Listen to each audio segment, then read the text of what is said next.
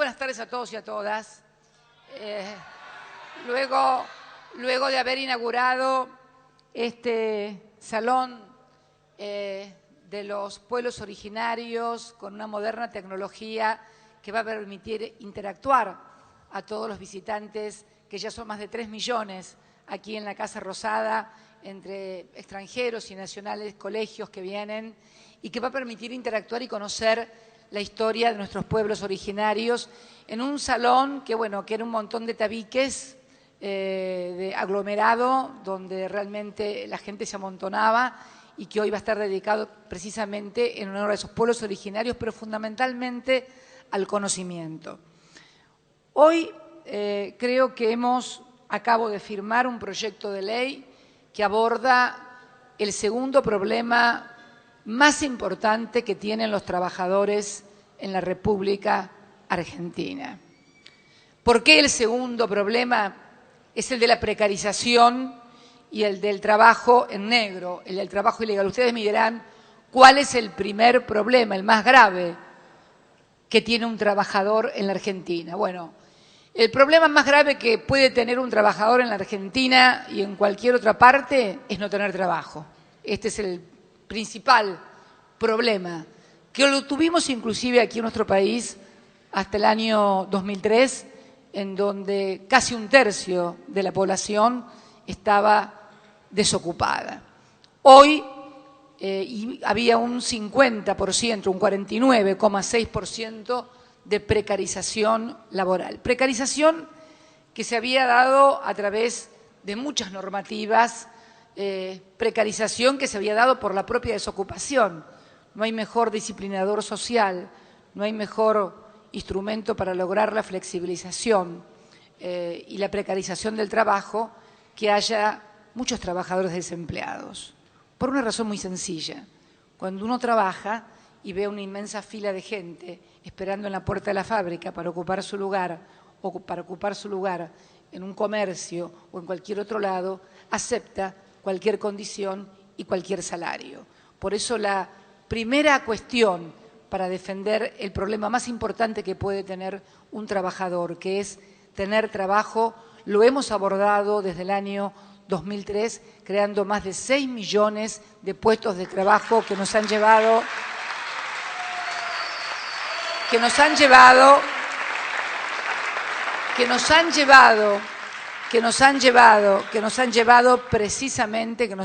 precisamente a lograr en el último trimestre del año pasado el índice de desocupación más bajo, que fue 6,4%.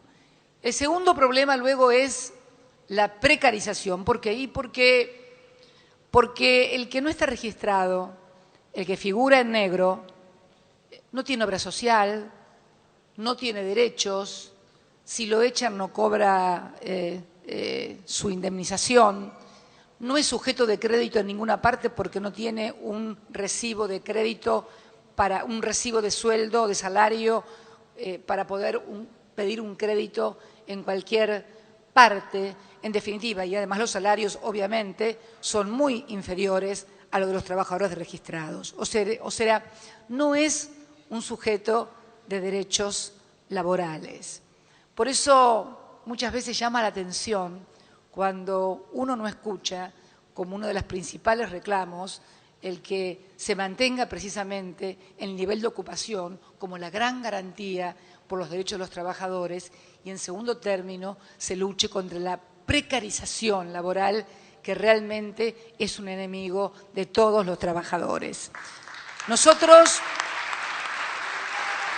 además de recibir a la Argentina con un 49,6% de gente que no estaba registrada en su trabajo, hoy hemos hecho un descenso de 22 puntos porcentuales.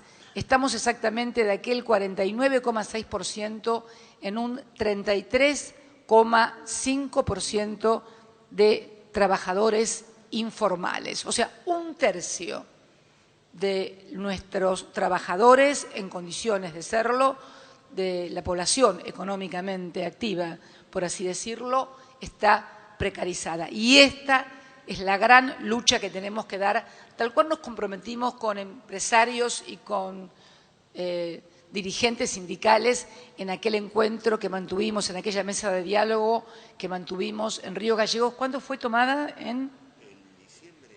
No, fue antes. Agosto. En agosto del año pasado, del año 2013, precisamente en Río Gallegos, y hoy enviamos este proyecto al Congreso de Ley que precisamente tiene por objeto combatir la precarización. Yo me voy a poner los anteojos y leer cuál es el universo de gente que va a abarcar, cuáles son las metas, cuál es la inversión, el costo fiscal, porque esto va a tener un costo fiscal, y cuáles son los programas que hemos pensado precisamente para lograr que más empleadores registren a sus trabajadores. Se estima que durante el primer año los instrumentos definidos en la Ley de Promoción del Trabajo Registrado y Prevención del Fraude Laboral lograrán regularizar alrededor de 300.000 trabajadores que hoy no están registrados. En 2 años se espera formalizar 650.000 trabajadores. Esto implicaría un descenso del 33,5% al 30% en el primer año del programa y al 28% en el segundo año.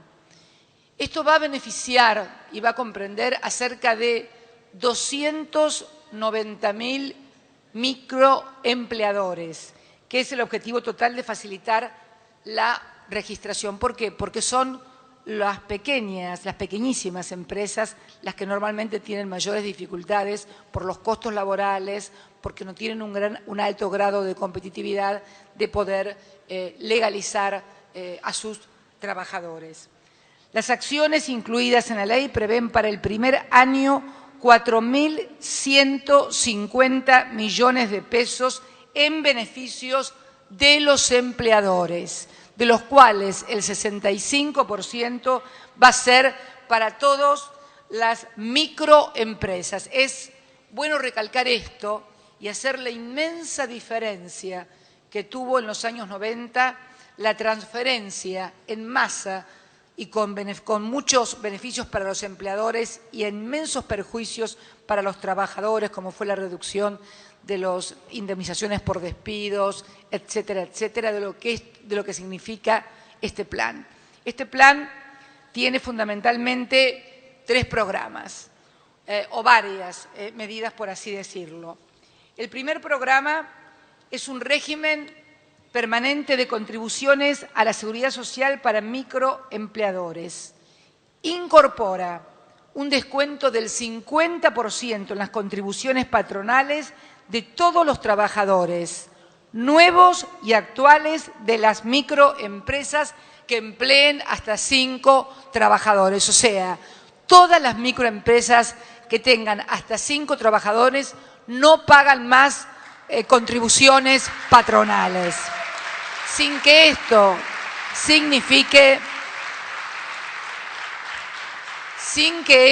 signifique ningún menoscabo para los derechos de los trabajadores que siguen conservando todos. Inclusive el límite se extiende inclusive hasta 7 trabajadores cuando el empleador incremente su planta de empleados existente al momento de su inclusión en el régimen. Esta medida apunta a un segmento como este de las microempresas que tienen un altísimo grado de informalidad. Segundo, régimen de promoción a la contratación del trabajo registrado. Acá va a ser un régimen temporal por 24 meses. Y en realidad es un redireccionamiento que hacemos de una ley que ya existe hoy y que se da indiscriminadamente este beneficio a todas las empresas. Puede ser una gran empresa con miles de empleados o puede ser una pequeña o mediana empresa con 15 u 80 trabajadores.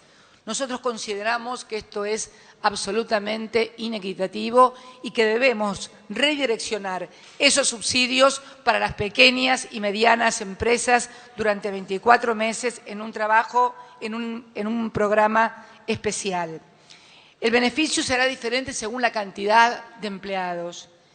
Empresas que emplean hasta 15 trabajadores, durante los 12 primeros meses, empresas que empleen hasta 15 trabajadores, el descuento por contribuciones patronales para el primer año va a ser del 100% por cada empleo nuevo que tomen. Cada empleo nuevo que tomen durante el primer año no va a tener que pagar contribuciones patronales. Registrados, sí, acá me apunta el ministro. Si estamos hablando de registrado, se supone que es registrado, sí. Si no, sigue en negro. Descuento, sí, bueno, lo que abunda no daña. Lo que abunda no daña. Y en los segundos 12 meses el descuento va a ser del 75%. Empresas que empleen entre 16 y 80 trabajadores, el descuento va a ser durante 2 años del 50% de las contribuciones patronales. Estas ya son empresas medianas, van de 16 a 80 trabajadores. Y empresas que emplean más de 80 trabajadores, el descuento va a ser del 25% durante los primeros 24 meses, o sea, van a pagar el 75% de las contribuciones por cada uno de los trabajadores. Los contratos deben ser siempre por tiempo indeterminado, o sea, no deben ser contratos temporales ni pasantías. Es un contrato laboral común en el marco de la ley de convenio de trabajo que rige a todos los trabajadores. También en este marco, en los convenios vamos a extender los convenios de corresponsabilidad gremial que solamente estaban contemplados para las actividades rurales. Lo vamos también a extender la posibilidad de realizar estos convenios de corresponsabilidad gremial que se realizan entre la parte patronal y la parte sindical para aquellas actividades que tienen temporalidad, que pueden acreditar esa temporalidad de modo tal de no afectar su competitividad. O sea que ya no solamente la corresponsabilidad gremial va a estar dirigida al sector rural, sino también a toda aquella actividad que así lo requiera. Lo que es importante también en las políticas de prevención del fraude laboral, va a haber un registro público que ya tenemos en el Ministerio de Economía, que se llama Registro Público de Empleadores con sanciones laborales, que va a estar en el Ministerio de Trabajo, en coordinado, Repsal. ¿Qué significa esto?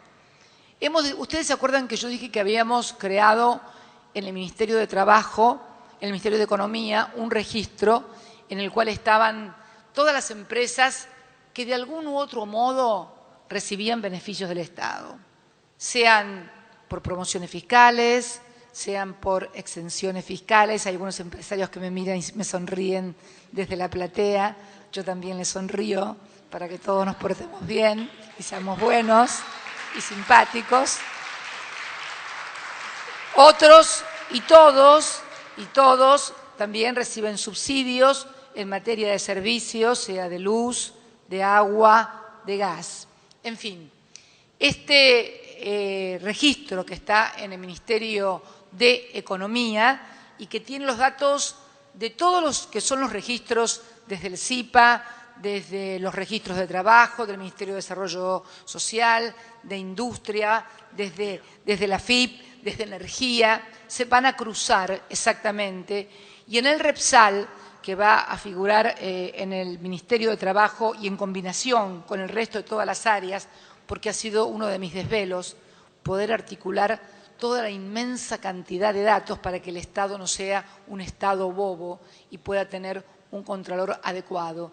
Cuando detectemos que un empleador ha violado las normas, a partir de ahora y tiene empleo en negro o ha utilizado alguno de los programas que estamos implementando, por eso cuando ustedes cuando los legisladores lean la ley o aquellos que se interesan puedan hacerlo, lean la ley, van a ver todos los candaditos y reaseguros que hemos podido ver. Pero como sabemos que hay una gran creatividad e inventiva por parte de los argentinos, que somos muy creativos, hemos creado este Repsal porque aquella empresa que viole esto va a perder todos los beneficios que recibe del Estado y también, en todo caso,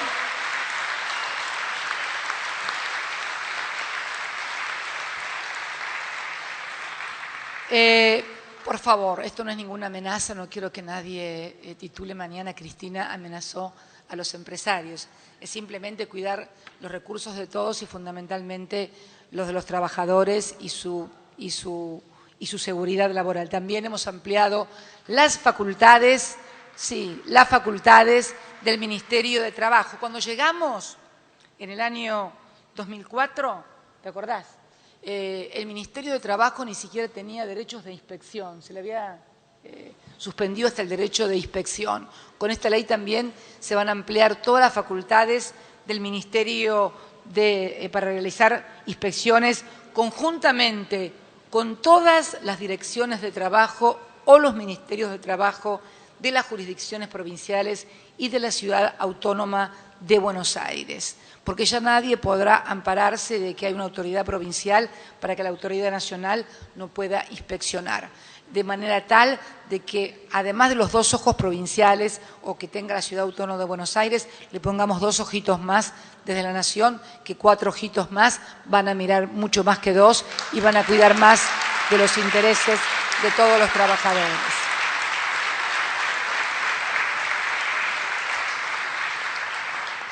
Nosotros estimamos que esta tarea también tiene que ser una tarea en la que ayuden mucho los sindicatos, en esta tarea, porque muchas veces cuando se consigue el trabajo y cuando tenemos una muy buen número de cotizantes en nuestros gremios, nos olvidamos de los que todavía están afuera, de todavía los que no han conseguido trabajo, y es bueno que nunca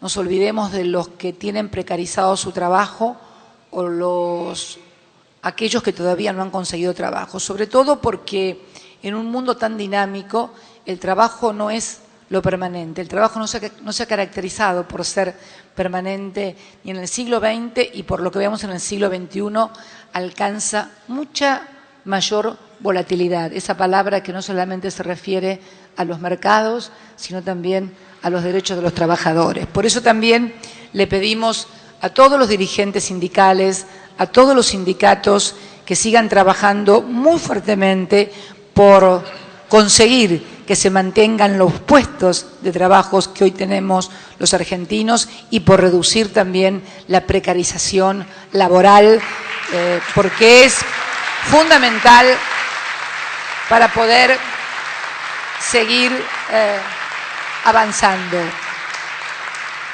Por eso nos sumamos hoy con este proyecto de ley que va a ser enviado al Parlamento y que esperamos que sea también aprobado con brevedad. Hoy estamos también en la Priva entregando 30 nuevas viviendas, en Remedios de Escalada, Lanús, inaugurando una nueva sede de Programar, que es un programa que ya hemos invertido más de 100 millones de pesos y que trata precisamente de preparar, de articular programadores de computadoras de manera tal de que no solamente uno se siente a jugar en la computadora. Lino recién lo dijo en broma y yo sé que algunos lo dicen despectivamente, el término de algunos utilizan las computadoras para jugar. Miren, una de las formas más importantes que han... No, esto no lo digo yo, esto lo decía Freud, que de estas cosas sabía un poco más que yo y algunos señores más importantes. Lo lúdico, el juego es una de las maneras de aprendizajes más importantes que tiene el ser humano y acceder desde muy pequeños a las computadoras, a todos los niños de nuestro país, los prepara para que de la misma manera que como han accedido desde muy pequeños a la pelota y seamos tan buenos en el fútbol y tengamos a los mejores jugadores del mundo, ojalá que todos los niños que desde muy pequeños, gracias a nuestros programas de gobierno, han podido tener una computadora, puedan desarrollar todas las aptitudes que han desarrollado en otros países las personas y han logrado precisamente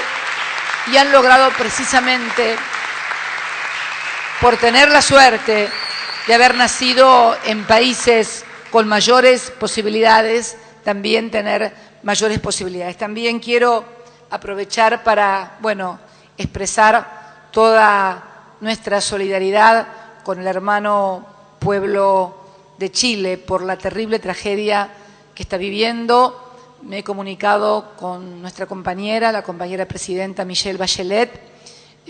Hoy hemos enviado 6 aviones hidrantes desde la Argentina y más de 35 brigadistas. Obviamente Michelle ha suspendido la visita que tenía programada para mañana porque, dadas las condiciones meteorológicas, pareciera que la situación puede agravarse. Ojalá Dios no lo permita, pero ahí estamos los argentinos una vez más tendiendo la mano solidaria a todo pueblo que así lo necesite y especialmente a nuestros hermanos de la América del Sur. También no quiero dejar que termine el día sin mencionar a 2 personas que han fallecido. Una de ellas es Ernesto Laclau, un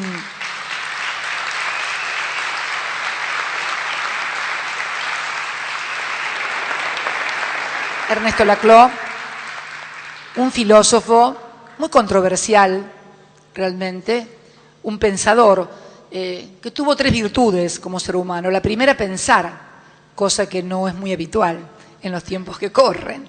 Segundo, hacerlo con mucha inteligencia. Y tercero, y lo más importante, hacerlo en abierta contradicción con los paradigmas que se imponían de las usinas culturales de los grandes centros de poder en el mundo. Que esto es lo más valioso para un intelectual. Lo mejor que le puede pasar a un intelectual si quiere ser publicado y ser alabado por todo el establishment, es decir, lo que al establishment dominante le conviene. Lo que llama la atención en los intelectuales y en los que se han caracterizado y generado pensamiento propio es precisamente generar un pensamiento desde lo crítico y totalmente controversial y contradictorio con lo que le interesa a los sectores dominantes. Yo quería decir algo respecto hoy, porque leí entre algunos de los que lo criticaban, que había contribuido a la división de los argentinos, Ernesto Laclau. La verdad que quiero detenerme especialmente en esto porque la estupidez humana y la ignorancia no reconocen límites. Esto es como cuando nos dicen a nosotros que con nuestro discurso en otras oportunidades dividíamos a los argentinos. Yo quiero decirles algo a todos los argentinos. Los argentinos, lamentablemente, hemos estado divididos desde el 25 de mayo de 1810. Y quiero que me dejen 5 minutos o 10 minutos de reflexión entre nosotros. Más que de achacarnos cosas, de pensar un poquito en voz alta. 25 de mayo de 1810. Primera junta, primera división entre saavedristas y morenistas. Pelea a muerte, divisiones. A Moreno lo asesinaron en alta mar, lo envenenaron. Ahora estamos un poquito más civilizados. Por lo pronto tomo mi agüita siempre por cualquier cosa, pero entre saavedristas y morenistas. 1816 se va a cumplir el bicentenario dentro de poco de la independencia, y en la independencia los delegados porteños, fundamentalmente a instancias de ellas, impidieron el acceso de los representantes de José Gervasio de Artigas, de la banda oriental, y por eso la banda oriental es hoy un país diferente a la República Argentina. pero José Gervasio Artigas murió diciendo: yo, Gervasio Artigas, en su testamento, argentino. División. Luego fue Lavalle y Dorrego, fusilamiento. Unitarios y federales pelearon de manera feroz durante décadas. Culminó en Caseros con la derrota de los federales, digamos, representados por la figura fundamentalmente del brigadier general don Juan Manuel de Rosas, y un federal como Justo José de Urquiza. Bueno, ahí me hacen así algunos de la platea, no quiero entrar en polémicas. Pero bueno, después vino la pelea final entre los federales, Urquiza fue desplazado, la guerra de la Triple Alianza, y vino luego la pelea entre los que habían ganado. Mitristas, alcinistas pelearon a muerte aquí. Luego vino la pelea entre los que era el régimen conservador y la incipiente Unión Cívica, los radicales, a los tiros, de cuando los radicales eran revolucionarios. O sea, sí, y lo digo con todo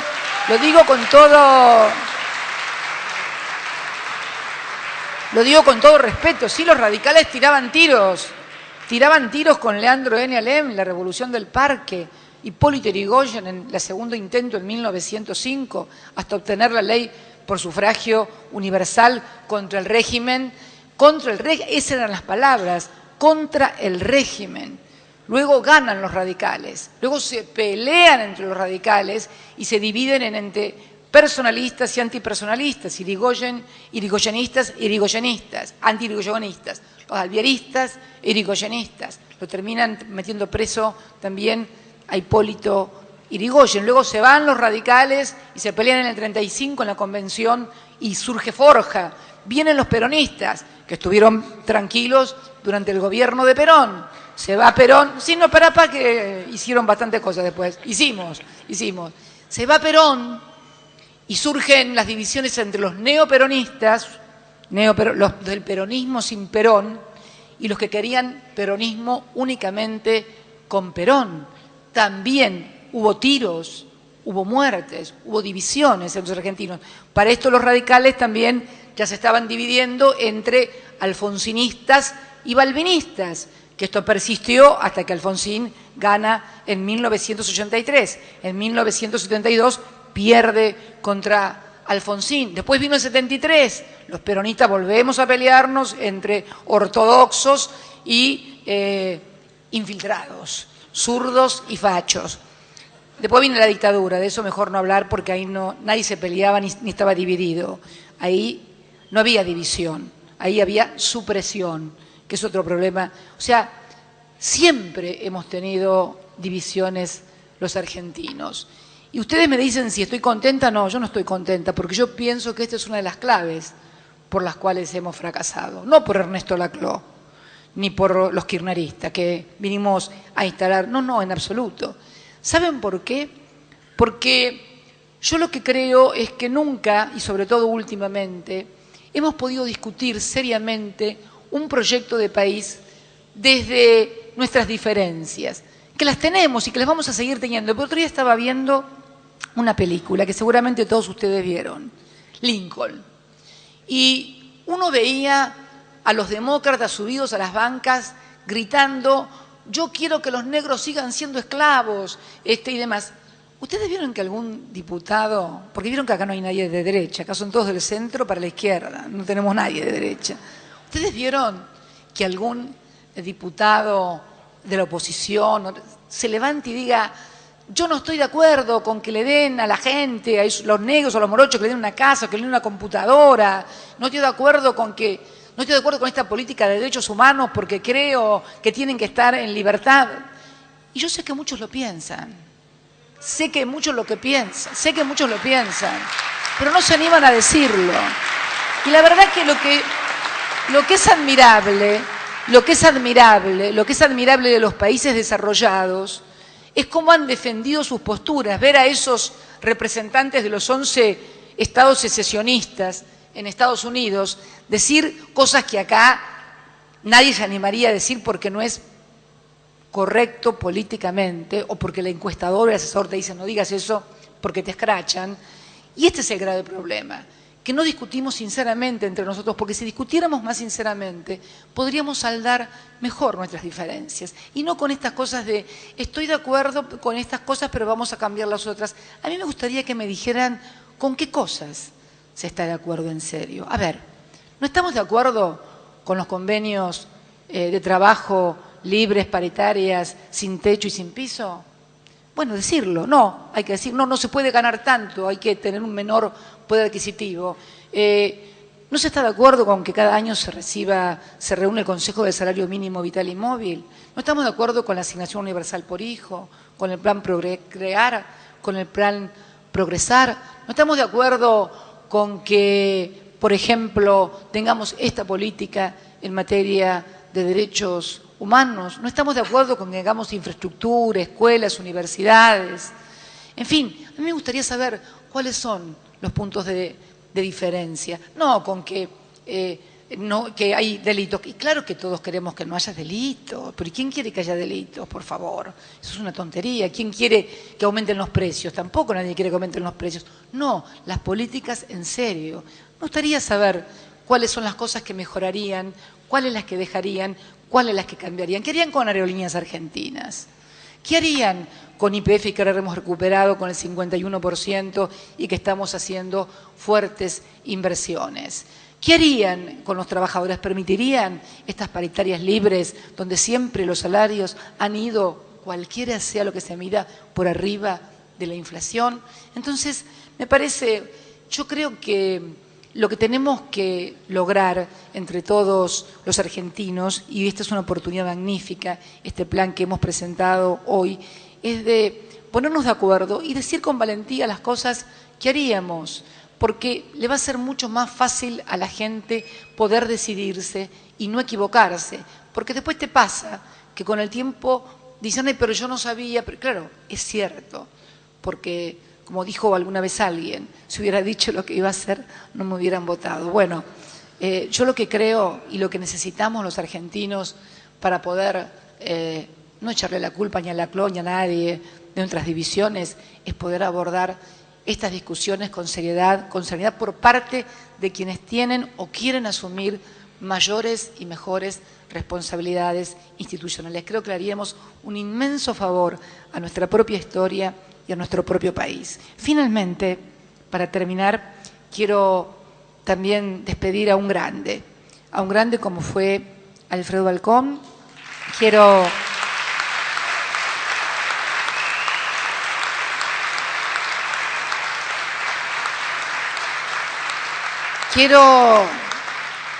Ustedes saben que unos días antes de su muerte, él pidió hablar conmigo. Estaba muy enfermo, muy enfermo, por supuesto, y se conectó con Parrilli a través de una persona de su confianza, diciéndole si podía hablar conmigo. Esta persona le comentó que estaba muy grave y que él quería hablar conmigo. Yo no sabía que estaba tan enfermo. Y me acuerdo que lo llamé una mañana, creo que fue la mañana, Oscar, ¿te acordás? El viernes anterior. Y hablamos, me acuerdo que fue una conversación muy especial, él era muy especial, tosía, se ve que tenía dificultades, y hablamos, estaba muy emocionado, me dijo que había soñado conmigo la noche anterior, se ve que alguien le había avisado que lo íbamos a llamar por teléfono o algo, y bueno, estuvimos hablando de teatro, y me decía que cómo le gustaría que yo fuera al teatro, y yo le decía que a mí no me gusta el teatro, quedaría bárbaro, ven, ahí está, quedaría bárbaro que yo le hubiera dicho a Alfredo Balcón, me encanta el teatro. La verdad, no me gusta el teatro. Y se lo dije.